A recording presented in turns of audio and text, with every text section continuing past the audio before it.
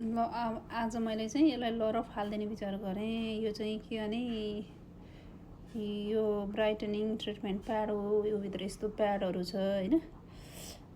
तर यो भन्दाखेरिमा के लेखा छ भने अल्कोहल यस्तो लेखा छ कि for all skin types alcohol free daily brightening pad helps के लेखा छ। त्यो क्राइटेरिया चाहिँ मेरो स्किनलाई नै अलिअलि हुन्छ कि क्या हो भन्ने लाएर, किनभने मेरो स्किन चाहिँ हाइली सेन्सिटिभ, पातलो अनि ड्राई।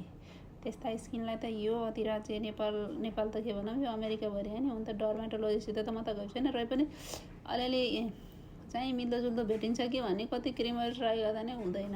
अनि म हत्तु खाएर एउटा मोइस्चराइजर मात्रै लाएर बस्छु कि। अब त्यही कारणले यो त अलि राम्रो कम्पनीको होइन, ब्रान्डेडै हो। यो चाहिँ राम्रो कम्पनीको अनर लिएको त यसका चाहिँ यो प्याडले त मलाई त हत्तु खायो त खेलायो।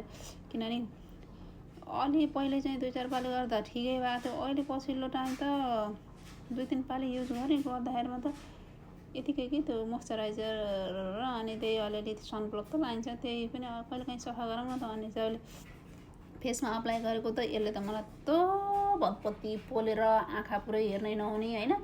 अब बाहिर कहाँ दगुरम जस्तो गरायो। त्यही अब आज मैले यसलाई फालिदिन्छु कि। देख्दाखेरिमा यो भाँडा हो कि जार हो कि के जति भन्छ अब यसलाई होइन। यो त कस्तो कायदा देखिन्छ, सजाएर राख्नु जस्तो छ कि। यस्तो राम्रो छ, फाल्नै मन लाग्दैन मलाई फेरि। यस्तो कस्तो राम्रो छ क्या, क्युट।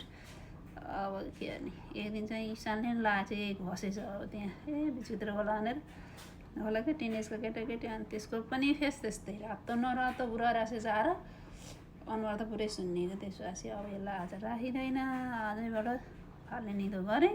र अब आइन्दा यसलाई मेरो घरमा पनि फेरि पनि प्रवेश छैन। हस्त बाई।